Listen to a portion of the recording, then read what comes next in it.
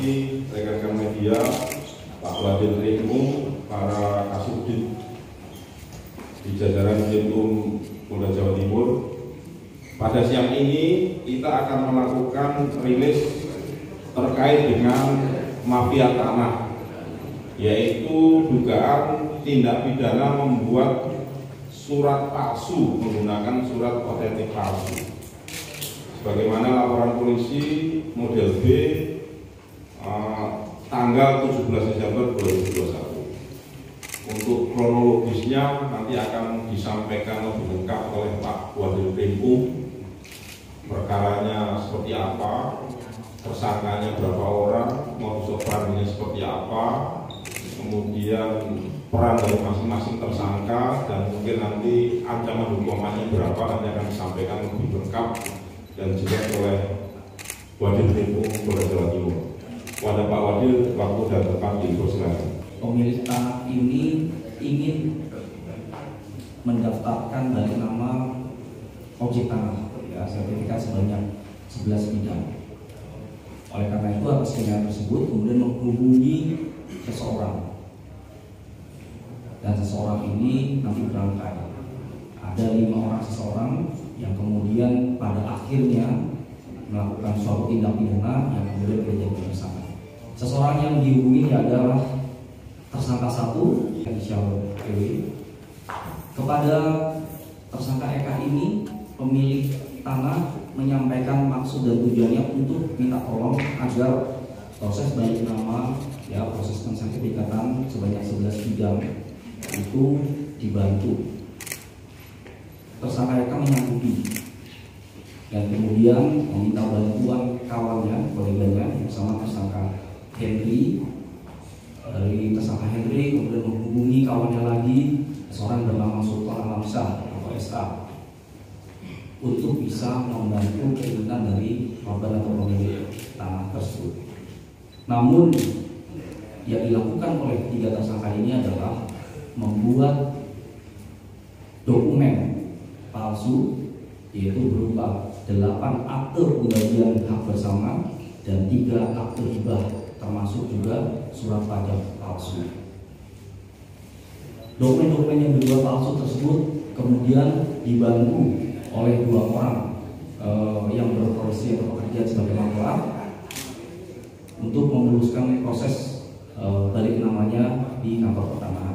Dengan membuat dan menggunakan akte palsu dalam proses untuk membalik namakan sebanyak 11 bidang objek sertifikat.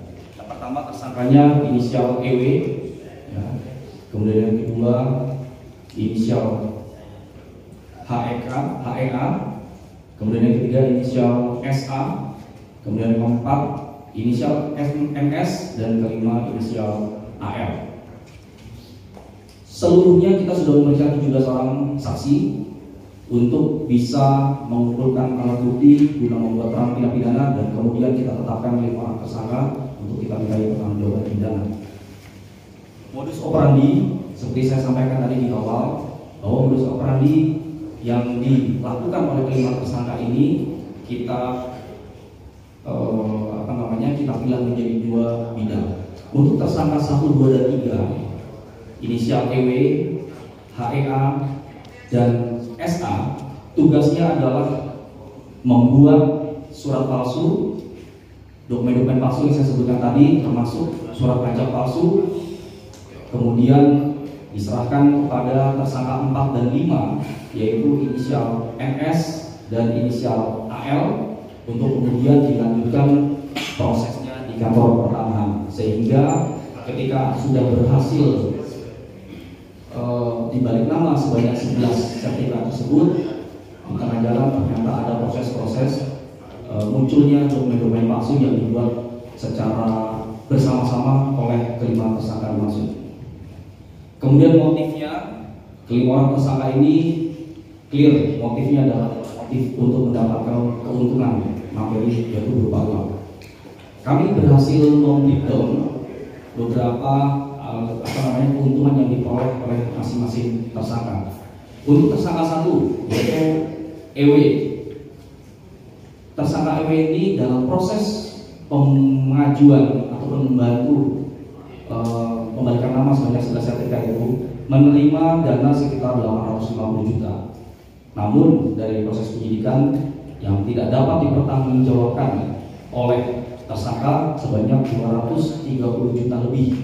Untuk tersangka 1, saudari EW, dan tersangka 2, saudara HEA, kami kenakan pasal 264 ayat 1 dan ayat 2 dan atau pasal 263 ayat 1 dan ayat 2 junto pasal 55 KUHP dan pasal 56 KUHP dengan ancaman hukuman maksimal 8 tahun.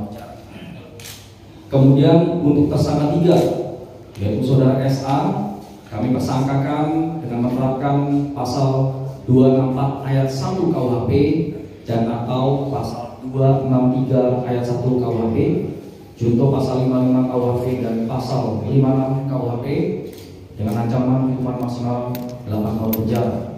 Kemudian untuk tersangka keempat dan tersangka kelima yaitu saudara NA dan saudara AL, kami kenakan persangkaan pasal 264 ayat 2 KUHP dan atau pasal 263 ayat 2 KUHP junto pasal 55 dan pasal 56 KUHP dengan ancaman hukuman maksimal 8 tahun penjara.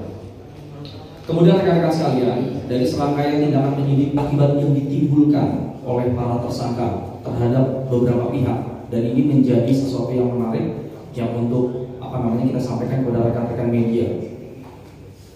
Terhadap pelapor yaitu dari PPAT, kerugian yang ditimbulkan adanya kerugian formil 11 akte palsu yang muncul yang digunakan untuk membalikan sertifikat yang kemudian dipalsukan seolah-olah dikeluarkan oleh kantor PPAT Novitasari Dian Prahrini, sehingga adanya muncul material biaya notaris sebesar 55 juta dan ini bagi pihak PPAT berpotensi dibebani dalam pajak peralihan.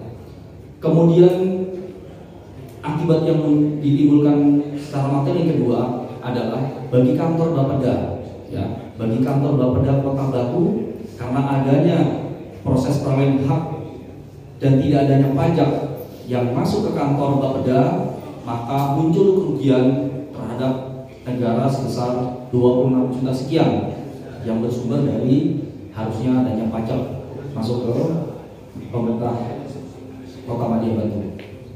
Kemudian bagi pemilik objek tanah tentu adanya kerugian bahwa uang yang digelontorkan yang seharusnya sesuai dengan ketentuan dan berhasil mendapatkan 11 akte hak milik asli dan sah, tetapi dengan akibat perbuatan dari 5 tersangka adanya dokumen palsu, akte palsu, termasuk surat pajak palsu, mengakibatkan 11 sertifikat hak milik tersebut menjadi cacat dan menjadi catatan dari kantor pertanahan Kota Batu.